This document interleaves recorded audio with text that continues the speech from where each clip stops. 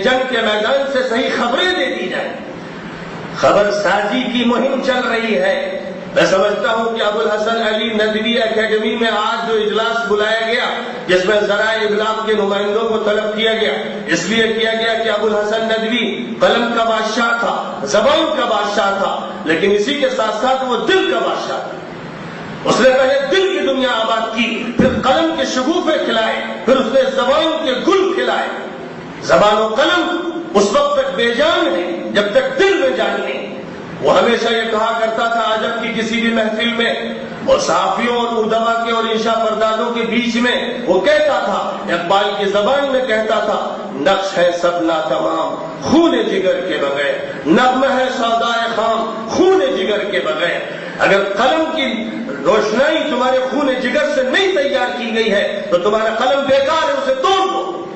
اگر تمہاری زبان سے خون جگر نہیں چمک رہا ہے تو اس زبان کو تراش دو، کاٹ دو.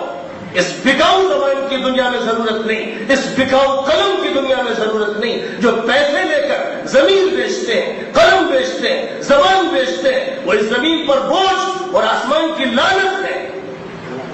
ضرورت ہے حریت فکر کے لوگوں کی جو سچی بات کہیں، جو واقعات کو سچائی کے ساتھ نقل کرے، جو حقائق کی ترجمانی اور نمائندگی کرے، جو حکومتوں کے گریبان میں ہاتھ ڈالے، جو بڑی بڑی طاقتوں کو آئینہ دکھائے اور یہ کہے کہ اے خائنوں اور اے عوام کا استحصال کرنے والوں اور غلط پالیسی بنانے والوں، ہمارے قلم تمہارا تعاقب کریں گے. میں داد دیتا ہوں اس وقت عزیز برنی صاحب کو کہ سہارا کے صفحات انہوں نے استعمال کیے.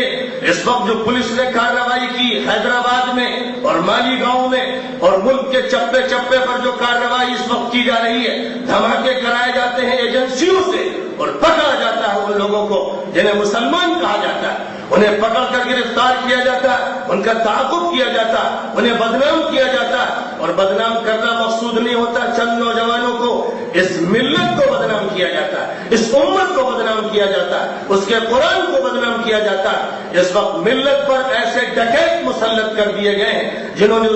اس کے آرام کو، چین کو حرام کر کے رکھ دیا. عزیز برنی صاحب نے طے کیا، قسم کھائی ہے کہ میں ان پولیس والوں کو ننگا کر کے چھوڑوں گا، میں ان کا تعاقب کروں گا، میرا قلم حقائق لکھے گا. پولیس نے کہاں کسی کو پکڑا، الزام کیسے لگائے، جیل میں کیا کیا، اذیتیں کیسی دی، کس بنیاد پہ دی، کون سی سی ڈی ملی، کون سا موبائل ملا، کون سا تم کو کارڈ مل گیا جس کی بنیاد پر تم نے تحقیق کا پلندہ تیار کر دیا اور کمزوروں کو اور بے گناہوں کو اذیتیں دے دے کر ان سے بیانات لکھوا کر یا خود بیان لکھ کر ان سے دستخطیں حاصل کی اور ان جیل کی کوٹریوں میں سالوں کے لیے ڈال دیا. یہ ظالمانہ نظام، یہ جابرانہ نظام، یہ پولیس ایکشن اور ظلم اور بربریت کا یہ سلسلہ چلنے نہیں دیا جائے. قلم والوں کو چاہیے کہ آگے آئے، زبان والوں کو چاہیے کہ آگے آئے اور حق کی ترجمانی کریں اور ہر شہر میں، ہر ضلع میں، ہر صوبے میں تعاقب کریں خائنوں کا، مجرموں کا، قاتلوں کا، حکومت کے ناکارہ قسم کے لوگوں کا، پولیس کی بدماشیوں کا اور طرح طرح کی ایجنسیوں کے جرائم کا. ان کا تعاقب کریں، بے گناہوں کے پیچھے نہ پڑیں. کوئی مسئلہ پیش آ جائے دور دراز کے کسی گاؤں میں، ایک مسلمان کسی عورت کو طلاق دے دے تو شاہ سرخیوں میں اس کی طلاق کا تذکرہ ہوتا ہے اور روزانہ دلہنوں کو جلا دیا جائے تو ان کے جلانے کے واقعے کی نہ تفصیلات آتی ہیں، نہ سپریم کورٹ کی رگ حمیت پڑکتی ہے، نہ ججوں کی راتیں حرام ہوتی ہیں. کہ جس شخص نے یہ جرم کیا، یہ اپنی دلہن کو جلایا، اس کو برسر بازار سولی پہ چڑھانا چاہیے تھا. یہاں کا کورٹ نکما، یہاں کا دستور نکما، یہاں کا نفاذ نکما. اس نکمے پن کے ساتھ قلمکار بھی ایک ایسے غلام بن گئے جو روزانہ صبح اٹھتے ہیں، چند ٹکوں کی خاطر قلم کے افسانے لکھتے ہیں، تنخواہ دیکھتے ہیں، یہ دیکھتے ہیں ترقی کیسے ملے گی اور عہدہ کیسے بڑھے گا اور ایک عام رائٹر سے ایڈیٹر کیسے بن جائیں گے. اس کی خاطر، پیسے بڑھانے کی خاطر جو چاہو لکھوا لو، جو چاہو تصویر دلوا دو، گندگی پھیلاؤ، فحاشی پھیلاؤ، بدکاری پھیلاؤ، تہذیب کو ختم کرو، مذہب کے خلاف لکھوانا ہو لکھواؤ، اللہ کے خلاف، رسول اللہ کے خلاف، انبیاء کے خلاف، اوتاروں کے خلاف، رام کے خلاف، کرشن کے خلاف اور جیسس کرائسٹ کے خلاف، موسس کے خلاف، جس کے خلاف چاہو لکھوا لو، یہ قلم حاضر ہے، پیسوں میں بکا ہوا ہے۔ ایک ایسے ماحول میں ضرورت تھی کہ ابو الحسن علی ندوی کی صدا سنائی جاتی اور تمام صحافیوں اور قلم کاروں سے کہا جاتا کہ قلم لینے سے پہلے وضو کرو، قلم لینے سے پہلے دل کو پاک کرو، دماغ کی تطہیر کرو، اپنے ہاتھ کو دھو لو، جیسے کھانا کھانے سے پہلے ہاتھ دھو لیتے ہو، قلم پکڑنے سے پہلے بھی ہاتھ دھو تاکہ کوئی نجاست و گندگی باقی نہ رہے، اور جب لکھو تو طہارت لکھو، پاکیزگی لکھو، پاک دامنی لکھو، صداقت لکھو، عدالت لکھو، انسانیت لکھو، عدل لکھو، اچھائی لکھو، خیر لکھو۔ اپنے قلم کو بدنام مت کرو۔ یہاں قلم سے تم جو چاہو لکھ لو گے، کل خدا کی بارگاہ میں بھگوان کے دربار میں پکڑا جائے گا کہ یہ قلم کس لیے دیا گیا تھا، یہ زبان کس لیے دی گئی تھی۔ لا اقسم بهذا البلد وانت حل بهذا البلد ووالد وما ولد لقد خلقنا الانسان في كبد ايحسب ان لن يقدر عليه احد الم نجعل له عينين ولسانا وشفتين وهديناه النجدين۔ میں قسم کھاتا ہوں اس شہر کی، شہر مکہ کی قسم کھاتے ہوئے کہا گیا کہ قسم کھاتا ہوں میں ہر اس باپ کی جس نے جنا کسی کو، اور اس بیٹے کی، نسلوں کی قسم کھاتے ہوئے کہتا ہوں، اور یہ کہتا ہوں کہ انسان پیدا ہوا مشقتوں کے ساتھ، اور اس دنیا میں امتحان کے لیے آیا، آزمائشوں کے لیے آیا۔ یہ انسان سمجھتا ہے کہ کوئی مالک اس پر قدرت نہیں رکھتا، یہ آزاد ہے، شتر بے مہار ہے، جو چاہے کرے، یہ سوچتا نہیں۔ الم نجعل له عینین، کیا ہم نے ہی اس کو دو آنکھیں نہیں دی؟ کیا ہم نے ہی اس کو دو آنکھیں نہیں دی جن سے پھاڑ پھاڑ کے دیکھتا ہے واقعات کو اور ترجمانی کرتا ہے جس طرح چاہتا ہے، دیکھتا ہے کہ ایک اچھا جلسہ بہت بڑے پیمانے پر ہو رہا ہے، لکھتا ہے کہ چھوٹا سا جلسہ ہوا مختصر سا، دیکھتا ہے کہ ایک چھوٹی سی بات ہو رہی ہے، بڑھا کے اس کو بیان کرتا ہے۔ الم نجعل له عینین ولسانا وشفتین، کیا ہم نے اس کو زبان نہیں دی؟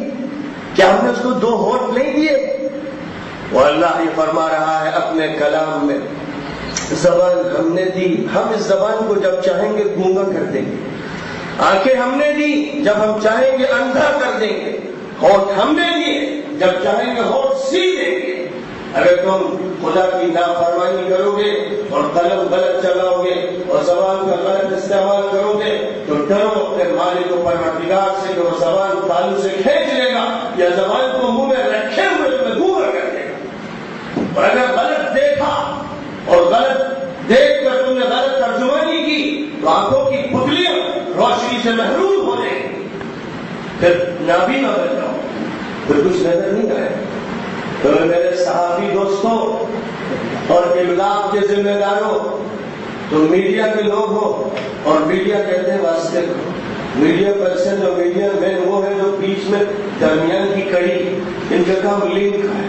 ان کا کام یہ نہیں ہے کہ وہ واقعات سازی کریں، خبر بنائیں اور ڈھالیں، ان کا کام یہ کہ جو ہے وہ بولے کہ یہ مائک رکھا ہوا ہے، یہ ڈائس ہے، یہ کرسیاں ہیں، آدمی گنے تھے، اگر آدمی 200 ہے اور تم نے لکھا کہ 500 ہے تو تم نے جھوٹ بولا، اور اگر 500 تھے تم نے 100 لکھا تو جھوٹ بولا۔ جو آنکھوں سے دیکھو، دل سے سوچو، دماغ میں جو بات آئے اسی کی ترجمانی کر دو،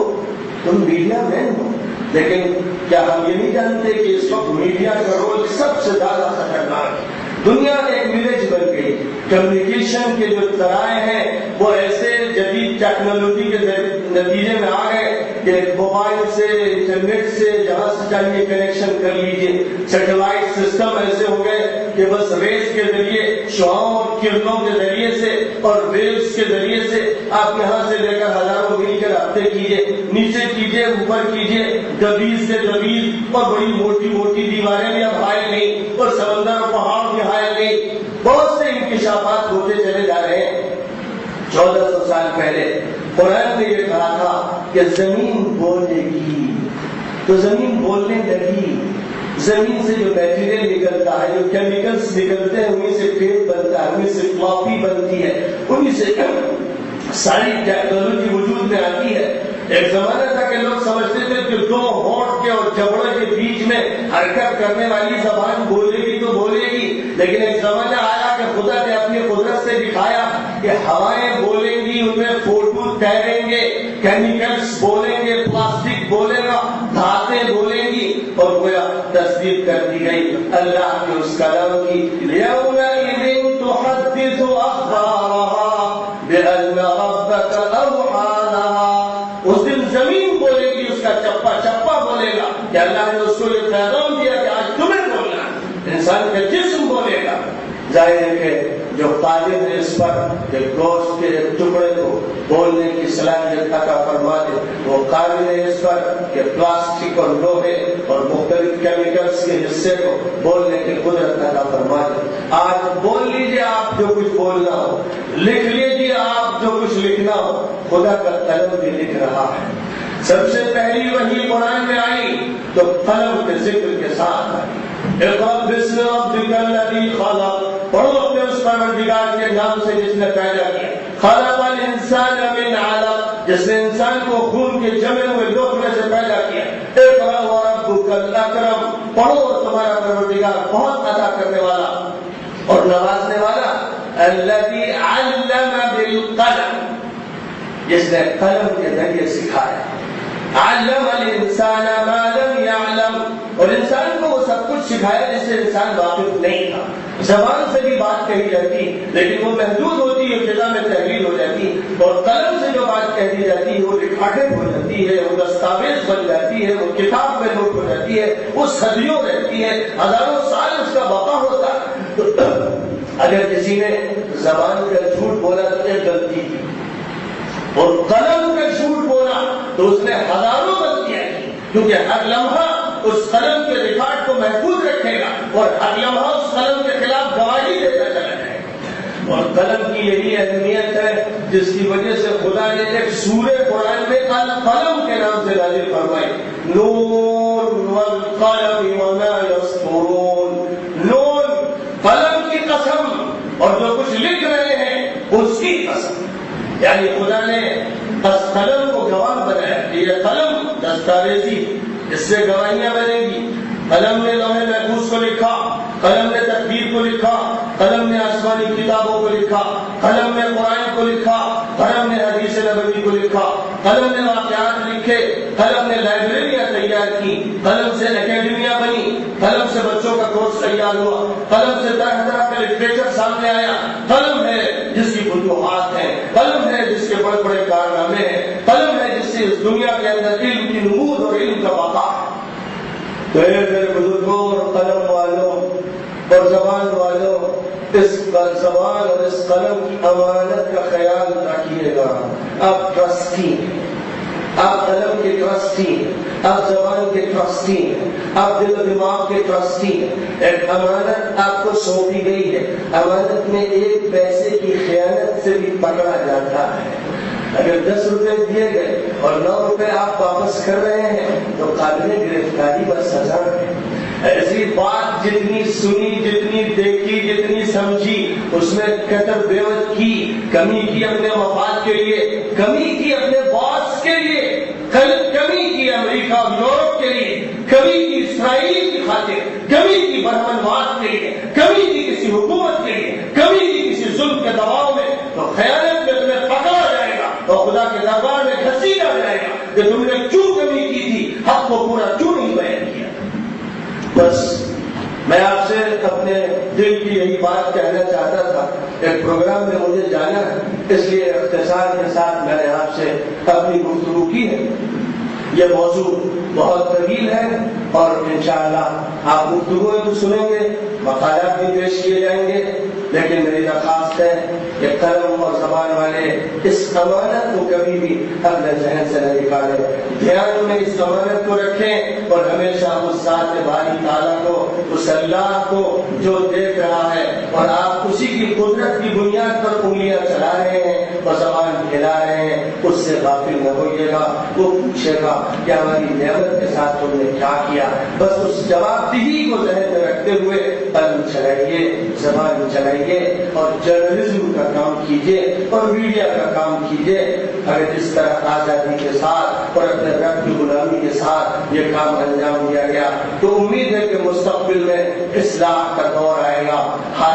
بدلیں گے، اور خیانت امانت میں تبدیل ہوگی، اور جہل علم سے بدلے گا، اور ظلم انسانیت کی شکل میں انسان انشاءاللہ نمودار ہو جائے گا۔ وآخر دعوانا ان الحمد للہ رب العالمین۔